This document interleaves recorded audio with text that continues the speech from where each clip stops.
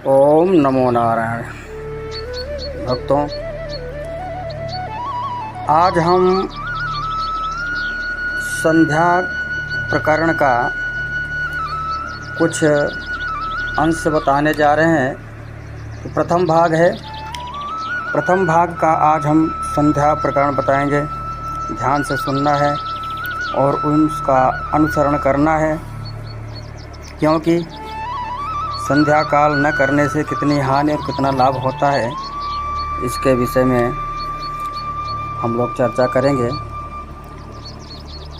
तो संध्या क्यों किया जाता है और संध्या न करने से क्या हानि होता है। जो लोग नियम पूर्वक प्रतिदिन संध्या करते हैं वे पाप रहित होकर के सनातन ब्रह्मलोक को प्राप्त होते हैं। जैसा कि अत्रि ऋषि ने बतलाया है, संध्यामुपासते ये तु सततं संसितव्रताः विधूत पापास्ते यान्ति ब्रह्मलोकम सनातनम। तो इस पृथ्वी पर जितने भी स्वकर्म रहित द्विज मतलब जैसे ब्राह्मण, क्षत्रिय और वैश्य, उनको पवित्र करने के लिए ब्रह्मा ने संध्या की उत्पत्ति की है। रात या दिन में जो भी अज्ञानवश कर्म किए जाएं, वे त्रिकाल संध्या करने से नष्ट हो जाते हैं। तो आइए हम संध्या का समय जाने और उसका नियम जाने, कब किया जाता है, कैसे किया जाता है। प्रथम भाग आज हम बताएंगे। उसके बाद क्रम से प्रथम, द्वितीय, तृतीय बताते रहेंगे, क्योंकि एक दिन बताने से लोग उसमें भ्रमित हो जाएंगे। तो आज हम प्रथम भाग बता रहे हैं। तो सबसे पहले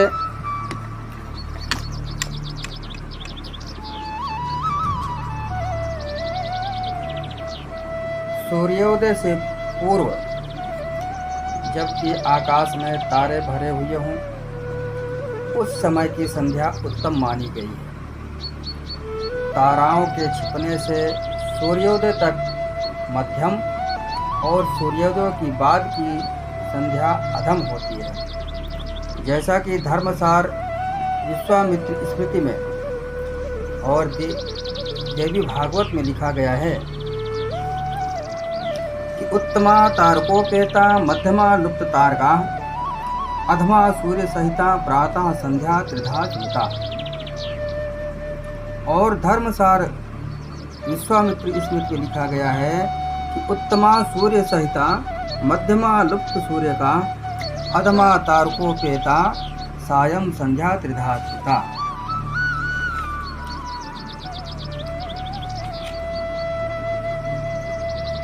तो सायंकाल की संध्या सूर्य के रहते कर ली जाए तो उत्तम। सूर्यास्त के बाद और तारों के निकलने के पूर्व मध्यम और तारा निकलने के बाद अधम मानी गई है।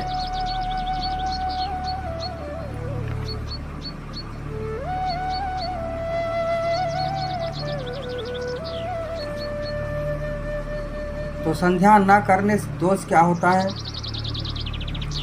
जिसने संध्या का ज्ञान नहीं किया, जिसने संध्या की उपासना नहीं की, वह द्विज जीवित रहते शूद्र के समान रहता है और मृत्यु के बाद कुत्ते आदि की योनि को प्राप्त करता है।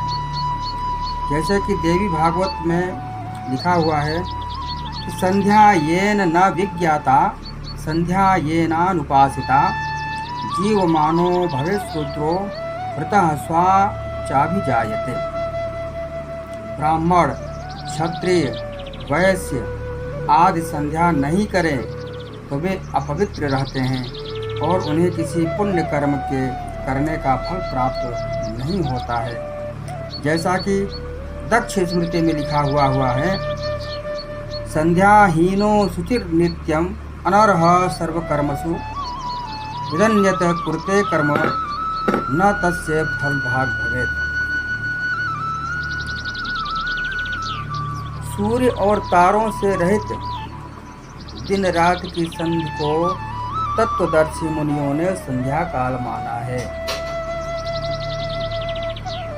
जैसा कि आचार भूषण में लिखा हुआ है, अहोरात्रस्य या संधि सूर्य नक्षत्र विवर्जिता सा तो संध्या समाख्याता मुनिभिस्तत्वदर्शिभिः।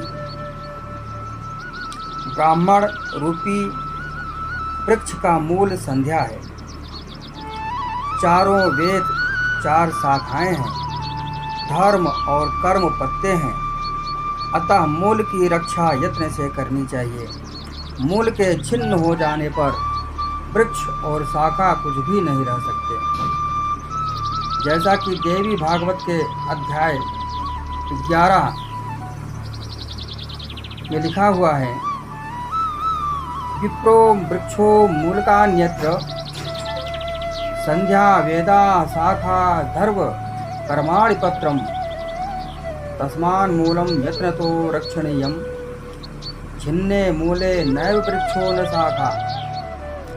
समय पर की गई संध्या इच्छानुसार फल देती है और बिना समय की गई संध्या वंध्या स्त्री के समान होती है। मित्रकल्प में लिखा हुआ है, स्वकाले सेविता संध्या नित्यम कामो दुधा भवेत् अकाले सेविता सा च संध्या वंध्या वधूरी। प्रातः काल में तारों के रहते हुए, मध्याह्न काल में जब सूर्य आकाश के मध्य में हो, सायंकाल में सूर्यास्त के पहले ही, इस तरह 3 प्रकार की संध्या करनी चाहिए। जैसा कि देवी भागवत के अध्याय 11 में लिखा हुआ है, प्रातः संध्याम शरक्षत्राम मध्याह्ने मध्यभास्कराम ससूर्याम पश्चिमाम संध्याम तिस्रः संध्या उपासते। सायंकाल में पश्चिम की तरफ मुख करके जब तक तारों का उदय न हो, और प्रातः काल में पूर्व की ओर मुख करके जब तक सूर्य का दर्शन न हो तब तक जप करता रहे। याज्ञवल्क्य की स्मृति में लिखा हुआ है, जपन्नासीत् सावित्री प्रत्यगातार्कोदयात् संध्यां प्रातः रेवम ही तिष्ठेदा सूर्य दर्शनात्। गृहस्थ तथा ब्रह्मचारी गायत्री के आदि में ओम का उच्चारण करके जप करें और अंत में ओम का उच्चारण न करें, क्योंकि ऐसा करने से सिद्धि नहीं होती। जैसा कि याज्ञवल्क्य में आचार अध्याय 24 और 25 में लिखा हुआ है, गृहस्थो ब्रह्मचारी च प्रणवाद्यामिमां जपेत् अन्ते यः प्रणवं कुर्यान्नासो सिद्धिमुवाप्नुयात्।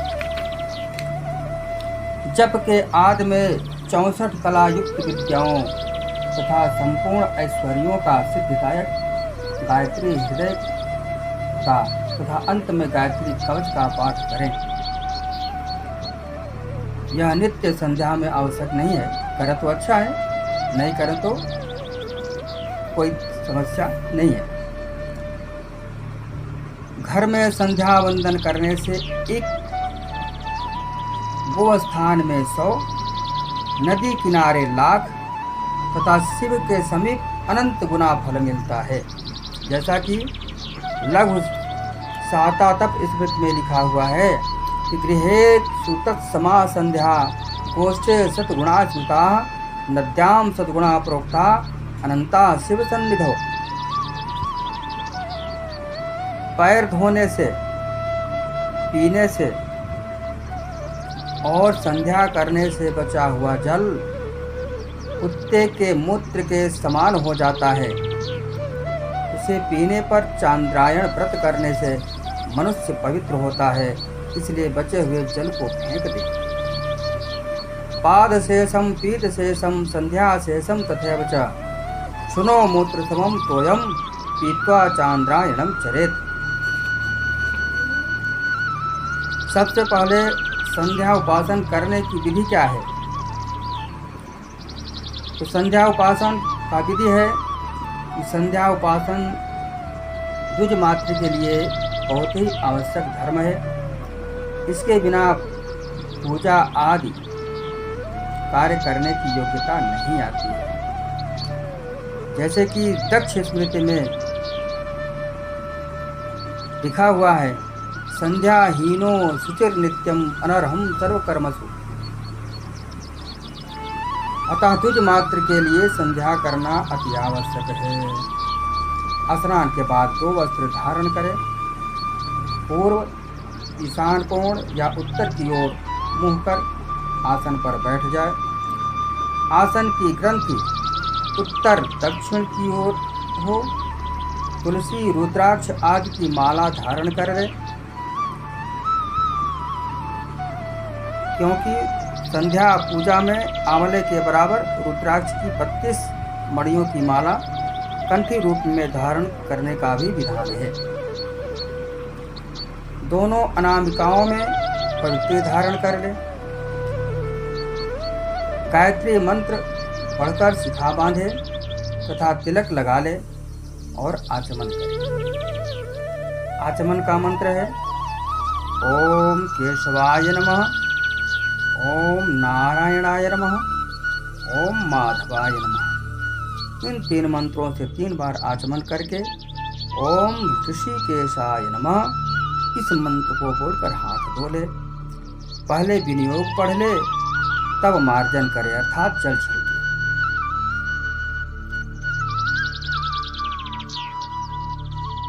विनियोग का मंत्र है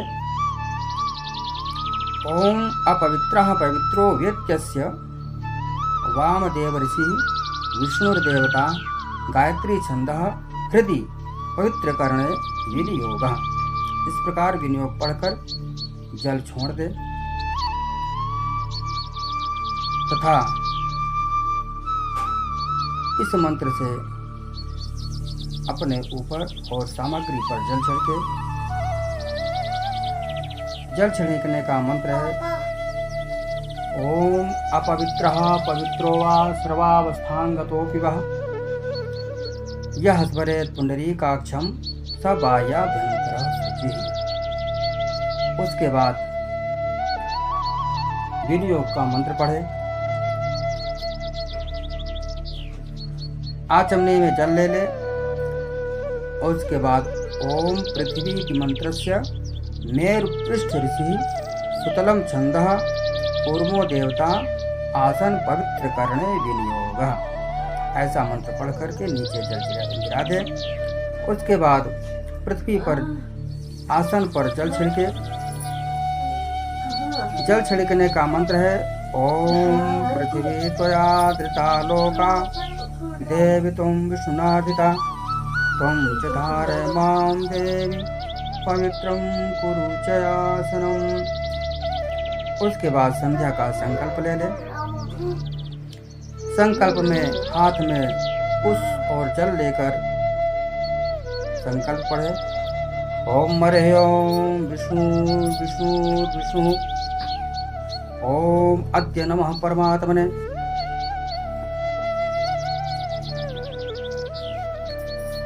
अमुक तिथो अमुक मासस्य अमुक स्थाने अमुक नामकोऽहम्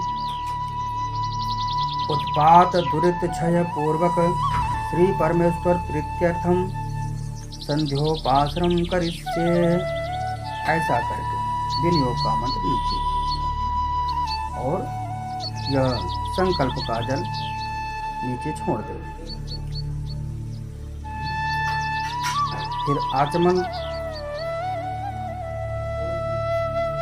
ओम ऋतं चेतुमाधुच्छन्दसो घमर्षण ऋचि अनुष्टुप छंदो भावव्रतं दैवतं मामुपर्ष अस्पने स्पर्शने विनियोगः। उसके बाद आचमन करे ओम ऋतं च सत्यं चाभिधात पशोभ्यजायत ततो रात्रियजायत ततः समुद्रो अर्वणः समुद्राधर्वावधि संवत्सरो अजायत अहोरात्राणि विदधद्विषस्य निकतो वसि सूर्या चंद्रमसो धाता यथा पूर्वकं कल्पयत् दिवं च पृथिवीं चांतरिक्षं चाथो स्वः।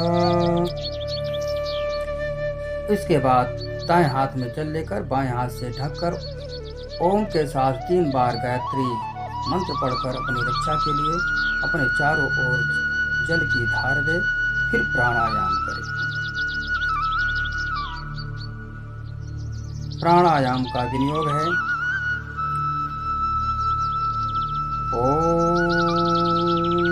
ओंकारस्य ब्रह्मा ऋषिर्देवी गायत्री छन्दः अग्नि परमात्मना देवता शुक्लो वर्णः सर्वाकरारंभे विनियोगः।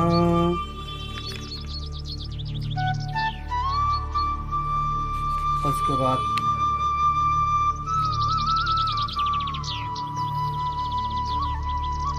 आंख बंद कर ले,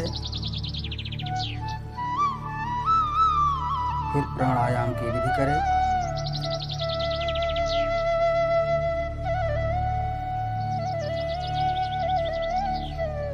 पहले 1 बार से ही प्रारंभ करें, धीरे धीरे 3-3 बार का अभ्यास बढ़ाएं। पाठ करें। मंत्र है ओम भू ओम भुवः ओम स्वः ओम महः ओम जनः ओम तपः ओम सत्यम। उसके बाद ओम मन में पढ़े ओम तत्सवितुर्वरेण्यं भर्गो देवस्य धीमहि धियो यो नः प्रचोदयात्। ओम आपो ज्योतिरसुमृतं ब्रह्म भूर्भुवः स्वरोम। ऐसा करके पूरक, कुंभक, रेचक 3 प्रकार के प्राणायाम के भेद बताए गए हैं। तो पहले पूरक, अंगूठे से नाक के दाहिने छिद्र को दबाकर बाएं छिद्र से श्वास को धीरे धीरे खींचने को पूरक प्राणायाम कहते हैं। पूरक प्राणायाम करते समय बताए गए मंत्र का मन से उच्चारण करते हुए नाभि देश में नील कमल के दल के समान नीलवर्ण चतुर्भुज भगवान श्री विष्णु का ध्यान करें। उसके बाद जब सांस खींचना रुक जाए तब अनामिका और कनिष्ठिका अंगुली से नाक के बाएं छिद्र को भी दबा ले, मंत्र जपता रहे। इसको बोलते हैं कुंभक प्राणायाम। इस अवसर पर हृदय में कमल पर विराजमान लाल वर्ण वाले चतुर्मुख ब्रह्मा का ध्यान करें। तीसरा है अंगूठे को हटाकर दाहिने छिद्र से श्वास को धीरे धीरे छोड़ने को रेचक प्राणायाम कहते हैं। इस समय ललाट में श्वेत वर्ण शंकर जी का ध्यान करें, मन से मंत्र जपता रहे। प्राणायाम के बाद आचमन करें, फिर से विनियोग करें। विनियोग का मंत्र है सूर्यश्चमेति नारायण ऋषि अनुष्टुप छंदः सूर्यो देवता अपामुपस्पर्शने विनियोगः। नीचे जल छोड़ दे। उसके बाद आचमन करें। आचमन का मंत्र है ओम सूर्यश्च मन्युश्च मन्नुपतस्यश्च मन्नुकृतेभ्यः पापेभ्यो रक्षन्ताम यत्रात्रा पापमाकर्षं मनसा वाचा हस्ताभ्यां पद्भ्यामुदरेण शिशुना रात्रिस्तव लुप्तौ यत्किंचित् दुरितं मयि इदं हमापोपमृतयोनो सूर्ये ज्योतिषि जुहोमि स्वाहा। उसके बाद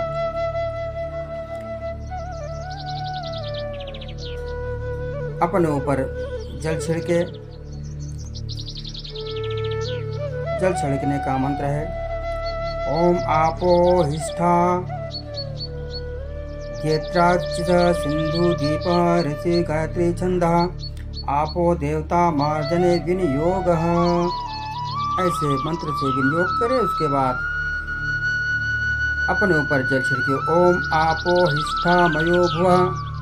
ओम तान ऊर्जे दधातनः। ओम महेरणाय चक्षसे। ओम यो वः शिवतमो रसः। ओम तस्य भाजेते हनः। ओम उसतीरेव मातरः। ओम तस्मा अरं गमाम वः। ओम यस्य क्षया जन्वथ। ओम आपो जन यथाचनः। उसके बाद फिर से मस्तक पर जल छिड़के। जल छिड़कने के लिए पहले विनियोग करें। विनियोग के लिए अपने आचमनी में जल ले ले। उसके बाद उसको बाएं हाथ में पकड़ ले। बाएं हाथ में पकड़ने के बाद दाहिने हाथ से ढक ले और विनियोग करे। ओम द्रुपदादिदेवतस्य कोकिलो राजपुत्र ऋषि अनुष्टुप छंदः आपो देवता शिरस्य के विनियोगः। नीचे जल छोड़ दे। उसके बाद अपने ऊपर जल छिड़के। ओम द्रुपदादिव मूचानः सिन्नः स्नातो मलादिव पूतं पवित्रेणे वाज्यमासः सुन्धन्तु मैरसः।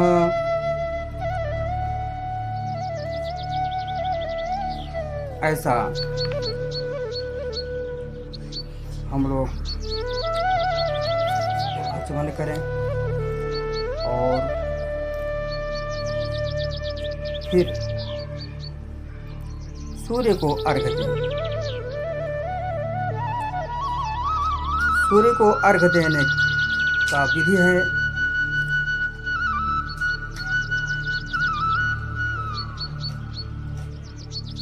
गायत्री मंत्र से सूर्य भगवान को जल से अर्घ्य दें।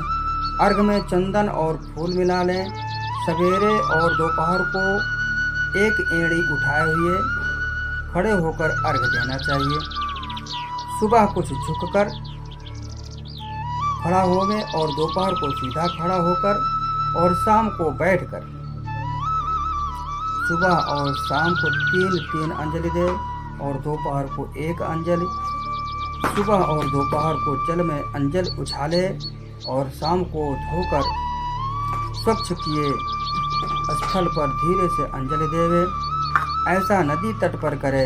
अन्य जगहों में पवित्र स्थल पर अर्घ्य दे जहाँ पैर न लगे।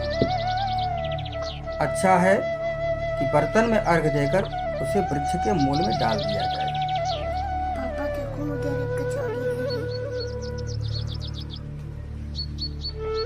सूर्य को अर्घ्य देने का विनियोग है।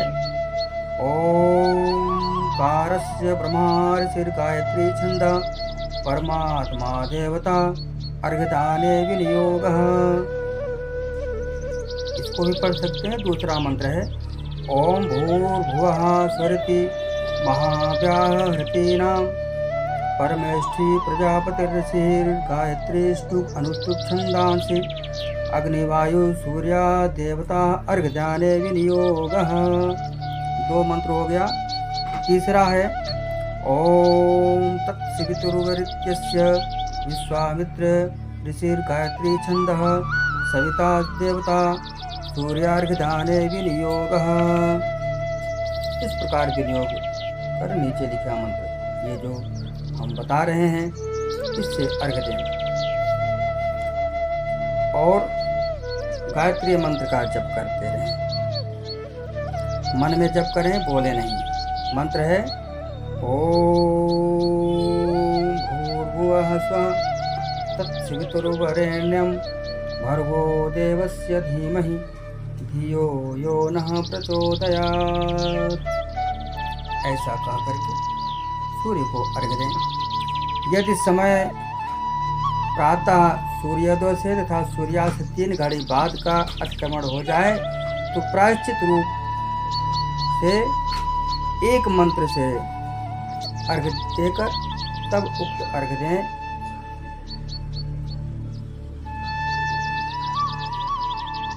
मंत्र है ओम भूर्भुवः स्वः तत्सवितुर्वरेण्यं भर्गो देवस्य धीमहि धियो यो नः प्रचोदयात्।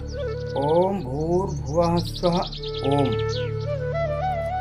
जैसा कि वासिष्ठ ऋषि ने लिखा है, कालात् कमणे च त्रिसन्ध्यमपि सर्वदा चतुर्थ्यार्घ्यं प्रकुर्वेत भानो व्याहृतिं संपुटम्। इस प्रकार से प्रातः काल का जो संध्या है ऐसा करें, और फिर गायत्री मंत्र का जप करें।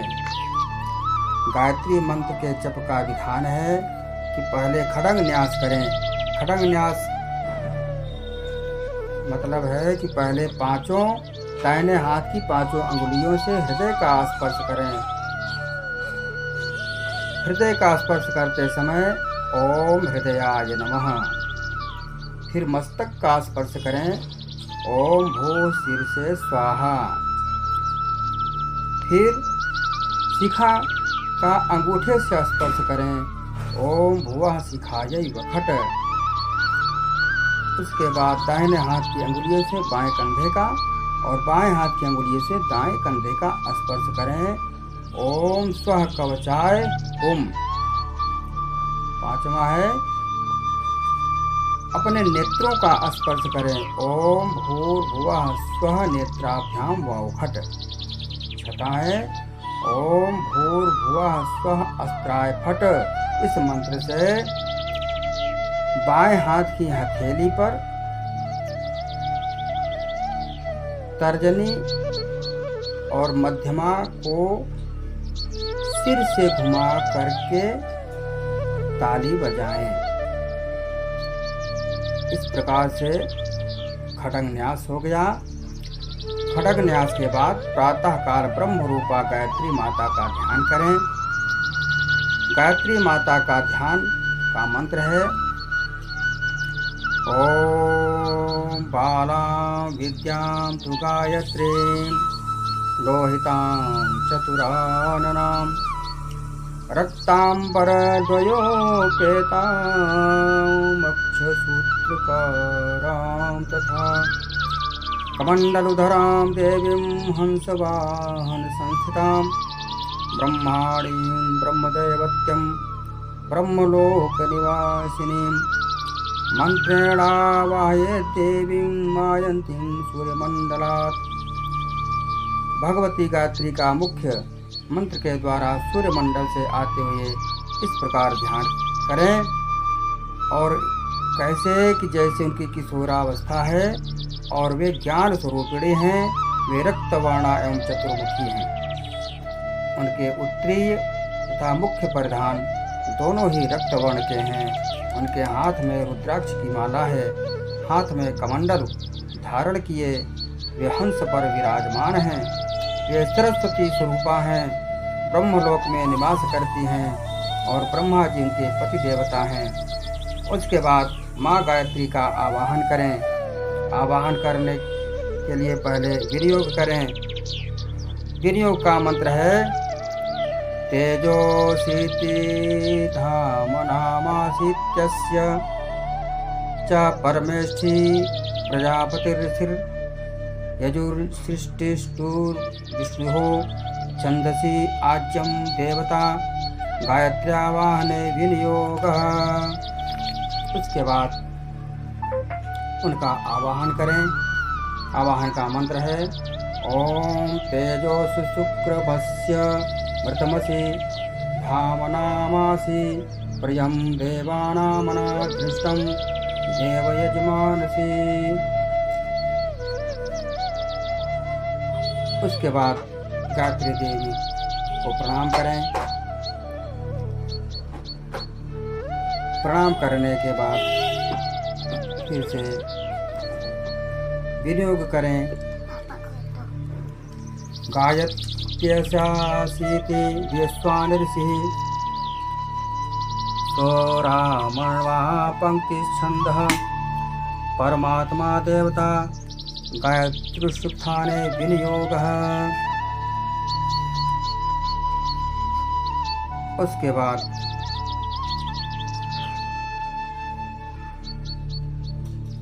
गायत्री साप का विमोचन करें। गायत्री सबको नहीं पढ़ना चाहिए, सबको अधिकार नहीं दिया गया है, क्योंकि यह गायत्री मंत्र श्रापित मंत्र है। जब तक इसके श्राप का विमोचन नहीं होता है, तब तक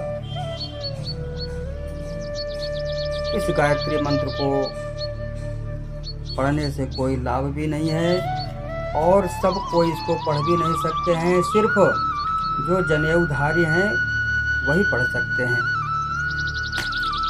तो इनका विमोचन करें।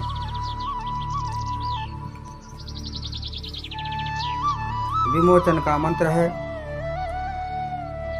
अलग अलग मंत्र है। एक तो ब्रह्मा जी का, दूसरा वशिष्ठ का, तीसरा विश्वामित्र का, चौथा शुक्र का। तो 4 प्रकार के जो